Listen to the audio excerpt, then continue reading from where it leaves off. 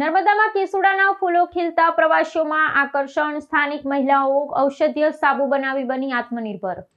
નર્મદા જિલ્લાના વન વિસ્તારો અને એકતાનગર સ્થિત સ્ટેચ્યુ ઓફ યુનિટીના પરિસરમાં ઉનાળાના આગમન સાથે જ કેસુડાના ફૂલો ખીલી ઉઠતા સમગ્ર વાતાવરણ કેસરી આભાથી મનમોહક બની ગયું છે. પાનખર ઋતુમાં જ્યારે અન્ય વૃક્ષો પર્ણવિહીન બને છે, ત્યારે ખાખરાના વૃક્ષો પર લથબથ ખીલેલા કેસરિયા ફૂલો પ્રવાસીઓ માટે વિશેષ આકર્ષણનું કેન્દ્ર બન્યા છે. કુદરતનો આ અણમોલ ઉપહાર માત્ર વનરાજીની સુંદરતા જ નહીં, પરંતુ નર્મદા જિલ્લાની ગ્રામીણ મહિલાઓ માટે આર્થિક સમૃદ્ધિ અને સ્વરોજગારનું મહત્વપૂર્ણ સાધન પણ સાબિત થઈ રહ્યું છે.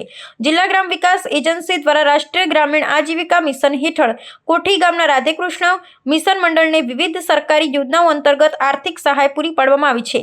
મંડળના પ્રમુખ નીરુબેન તડવીના જણાવ્યા અનુસાર પ્રારંભિક ભંડોળ અને રોકડ ધિરાણ લોનની મદદથી બહેનોએ કેસુડાના ફૂલોમાંથી ઔષધીય સાબુ બનાવવાની તાલીમ મેળવી વ્યવસાય શરૂ કર્યો છે.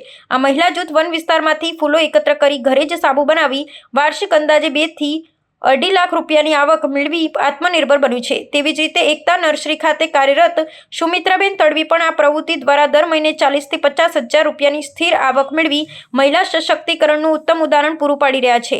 આયુર્વેદિક દ્રષ્ટિએ અત્યંત ગુણકારી ગણાતા કેસુડાના ફૂલો ત્વચાના રોગમાં રાહત આપવાની સાથે શરીરને કુદરતી ઠંડક પણ પ્રદાન કરે છે.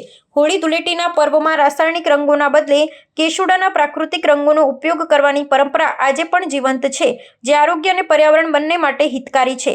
સ્થાનિક મહિલાઓ દ્વારા તૈયાર કરવામાં આવતા આ ઉચ્ચ ગુણવત્તાયુક્ત સાબુની પ્રવાસીઓમાં ભારે માંગ જોવા મળી રહી છે, જે આદિવાસી વિસ્તારની મહિલાઓને આર્થિક રીતે સક્ષમ બનાવી રહી છે. સરકારના સહયોગ અને પ્રોત્સાહનથી શરૂ થયેલી આ પહેલ સ્થાનિક સ્તરે કૌશલ્ય વિકાસ અને રોજગારનું સશક્ત કેન્દ્ર બનીને ઉભરી છે.